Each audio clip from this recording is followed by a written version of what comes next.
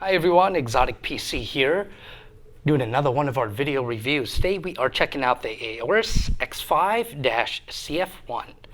This is a 15.6 inch QHD screen. It's a matte IPS with a 2880 by 1620 resolution.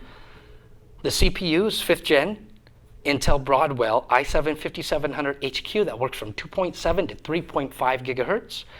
For the video cards, there are two GTX 965M cards in there. Those are 4 gig GDDR5 each for a total of 8 gigs of video RAM on there. And this does support NVIDIA's G-Sync technology. The RAM, it comes standard with 16 gigs, 1866 megahertz, and that is upgradable to 32 gigs. For your hard drive, we have two 256 gigabyte M.2s for a total of 512 in RAID 0. You also get a 1 terabyte 7200 for storage as well. Because of the thin chassis, there is no optical drive, so if you need that type of technology, you'll have to get a USB.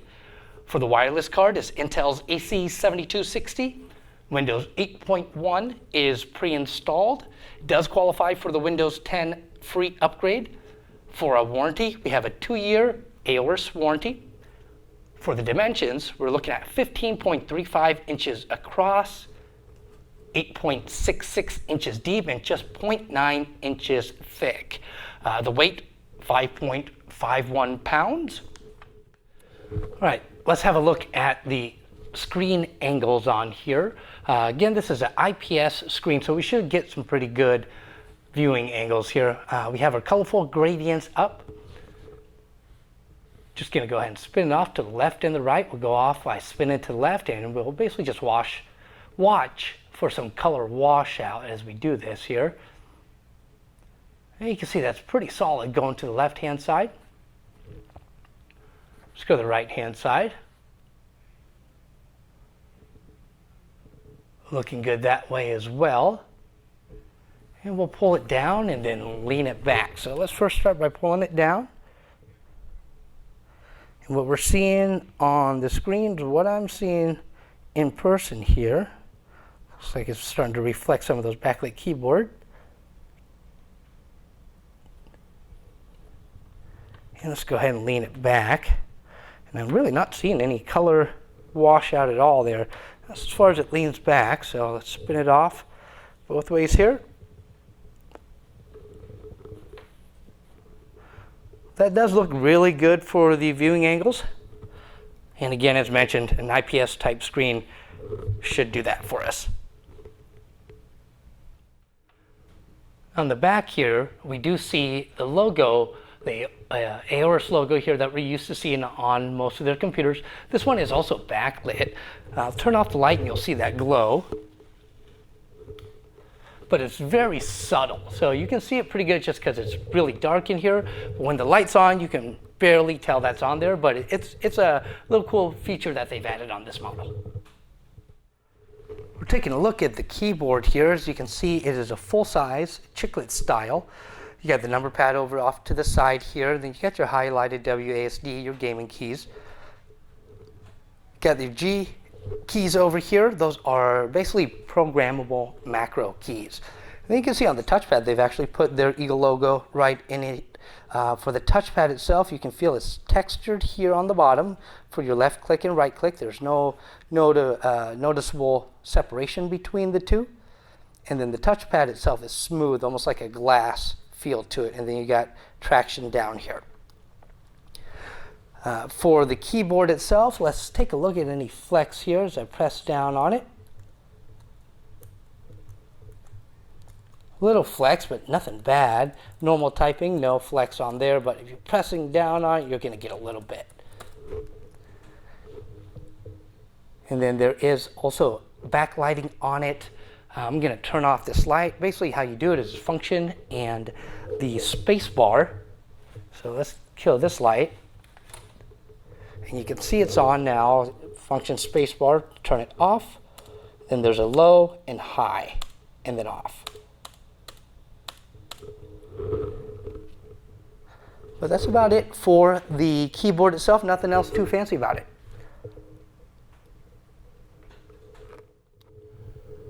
We're going to take a look at the ports around the computer. We're on the back left-hand side. You're right in the middle there. That's your Kensington lock. We got one of the fan exhausts right there. Mini display port.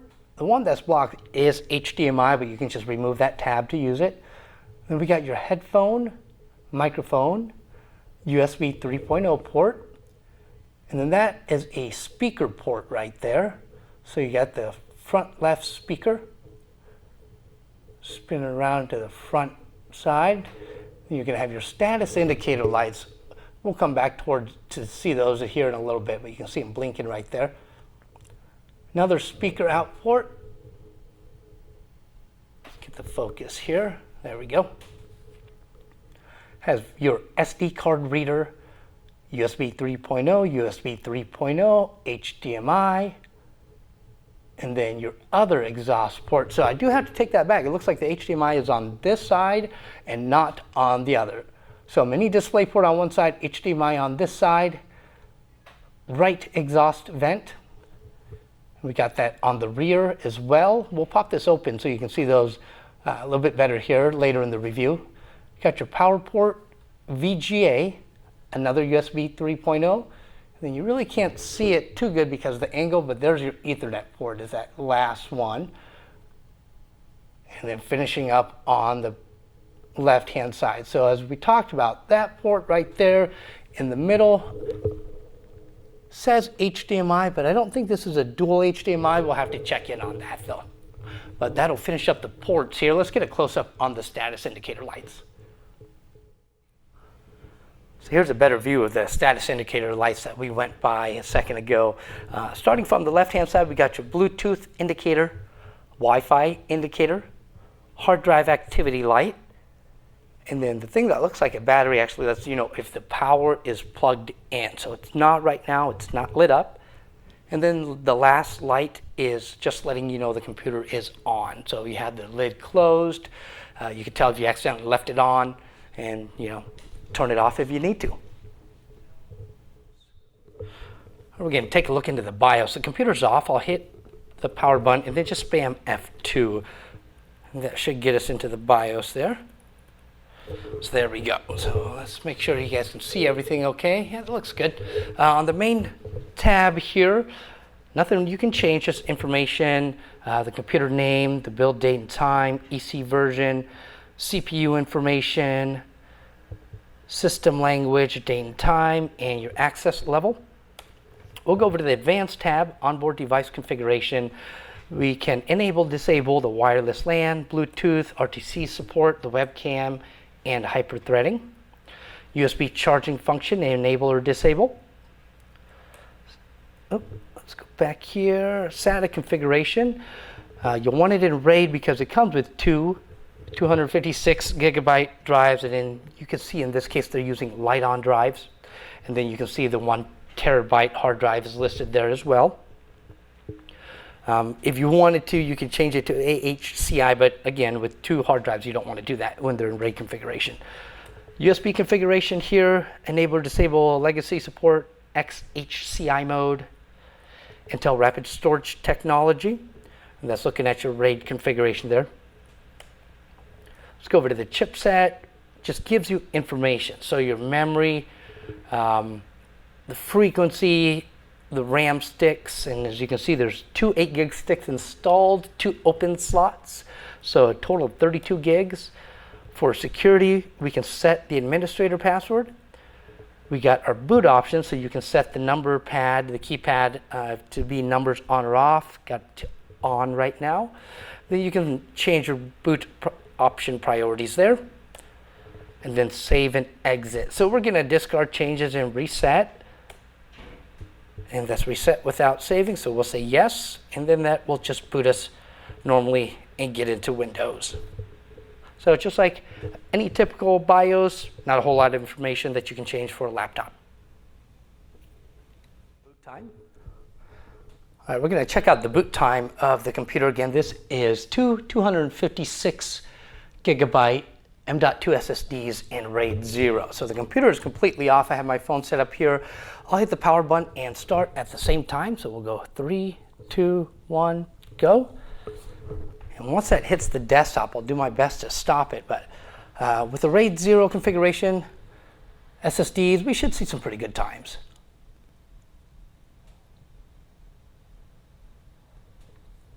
So there we go, about 14.5 seconds. So yeah, absolutely. I don't think anybody would be upset with that time. And that was from a cold boot, not hibernate or anything like that. So good boot times on it. All right, let's start into some benchmarks. Of course, we'll start off with 3D Mark Firestrike like we normally do. As you can see, I have my decibel meter set off to the side so you can hear how the fans ramp up while it's under load. I'll put my microphone down over by it too so you can hear the fans as well. I have hardware monitor running in the background, so we'll go over temperatures once it's done.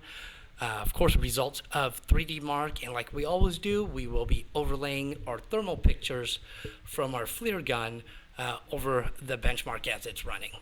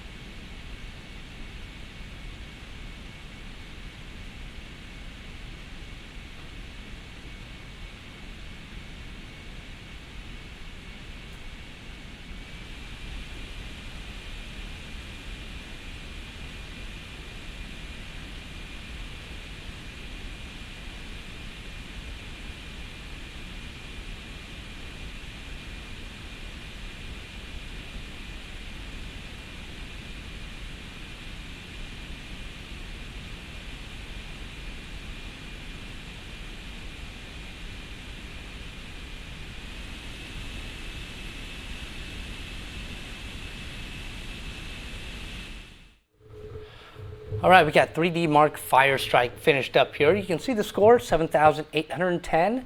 Graphics score of 10,203. That's very similar to a 980. Maybe just a little bit right off the mark, but you know, about a single 980 will get you right around that score. Physics score, 10,226. A combined score of 2,509. So let's pull up hardware monitor here, see how our temps were. And let's zoom in a little bit here. So there we go. There's the CPU temps on each of the cores.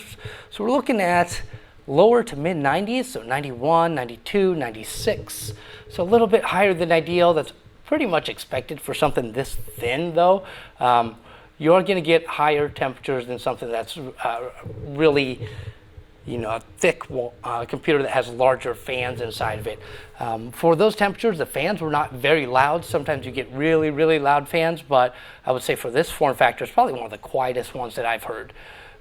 Let's take a look at the GPUs here. So we got one GTX 965 here, and we're seeing 72 Celsius there. Now let's get down to the other one. 69 Celsius right there. So the GPU temperatures look great. CPU could be a little bit lower, maybe a repaste IC diamond thermal compound, something we always recommend. Usually can bring down the temperatures by a few degrees at least. So let's run a couple more benchmarks and see how they look. Okay, 3D Mark Skydiver is finished up here. As you can see, you probably noticed it on the last one too, the graphics card is not recognized.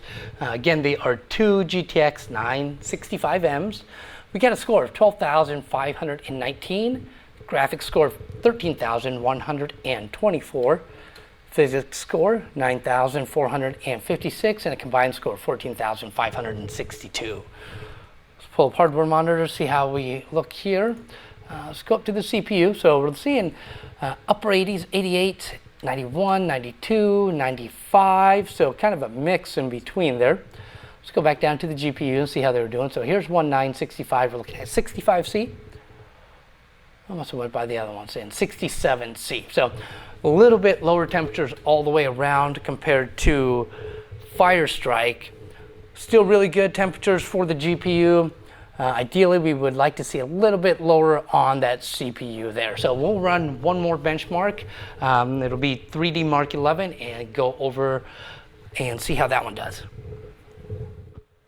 Okay, our last benchmark, 3D Mark 11 is all finished up here. So here's our scores, P 10,793. See a graphics score of 12,463, physics score 7,687, combined score 7,718. So good numbers, exactly where we want them to be.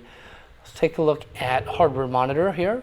See where the temperatures were. CPU, just really exactly where we've been seeing them. 88, 91 to 95. Let's go down a little bit to the first GTX 965, and we were at 67 there. And let's scroll down to the next one here. 65 there. So low temperatures on the GPU, a little bit higher on the CPU. Kind of seems to be the trend for all the benchmarks that we took a look at. We're going to pop open the bottom and take a look at the internals of the computer. I've already gone ahead and undone the screws that go around the perimeter of it. They are a T6 type of screw head. Once you've done it, you just pop it open a couple places. You'll feel a couple latches, but once you pop those up, it'll just lift away and you can move that off away to the side. There's no cables to disconnect or anything like that. So we'll start off right at the bottom here. This can be the battery. Speaker off to the side. There's a matching speaker off earlier, and as we were looking through the ports earlier, I pointed these out, those vents where the speaker sound can come out of. Here's an M.2 slot, so that's one of the 256 gigabyte. The other one's over here. Okay, so let's go back and take a look at the fan. This is going to be one of the exhaust fans here, and you can see the heat transfer pipes goes right off to one of the graphics cards. So there's a GPU here and a GPU here. So 1 and 2, CPU right here. And the CPU actually shares the heat transfer pipes or the fan. So you'll see two of them going this way to this fan, another one going this way to that fan. And for the graphics card, going off to the fans as well. Right here we have two open RAM slots. As talked about earlier, there are a total of 4, so they're on the other side of the motherboard. We're not going to flip it open and take a look at that. So the two open ones are going to be easy to access. Going back over here, that's the other M.2 drive. So that's rated with this drive here. Now there's another M.2 slot, and you'll see a card in there. And as you notice, it did not show up in the BIOS earlier. And that's actually gameplay now. So it's for live streaming, and it's actually done by hardware now. So it has its own dedicated card to get you better frames per second, better performance. If you're streaming often, that's exactly what that's for. Right here we have the 1 terabyte hard disk drive that is removable. If you want to keep it in, put a 2 terabyte in, put a solid state drive in. You can go ahead and take that out or just use it. A terabyte should be plenty of storage for most people. And then right in the middle here, there's your Wi-Fi card. Easy to tell because the antennas are hooked into it there. And I think that will cover the internals of the computer.